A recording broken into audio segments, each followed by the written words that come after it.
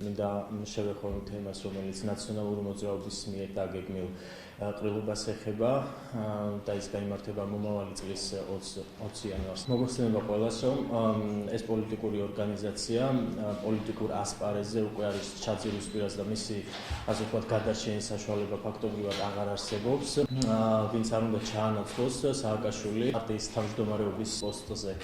სამწუხარო რეალობა მათთვის ეს რომ თვითონ ეს პოლიტიკური გუნდი და იმდროინდელი ხელისუფლება ისტორიაში შევიდა როგორც მოძალადე ხელისუფლება, მაგრამ ჩემი აზრით არსებობს ერთი გზა, მაგრამ ამ გზას სჭირდება გამბედაობა, რომ გამოიჩინონ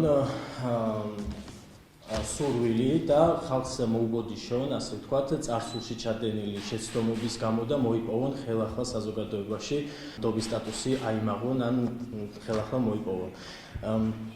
ვფიქრობ, რომ ნაციონალური მოძრაობა და თვითონ უშუალოდ მიხეილ სააკაშვილის რეაბილიტაცია და ამ პარტიის რეაბილიტაცია გადის გლდანის ციხეზე და გამომდინარე აქედან თვითონ მიხეილ სააკაშვილი უნდა ჩამოვიდეს საქართველოში და წარსდგეს ქართული მართლმსაჯულების წინაშე და ასე ვთქვათ, ქართულმა ხალხმა გამოუტანოს მას საბოლოო განაჩენი.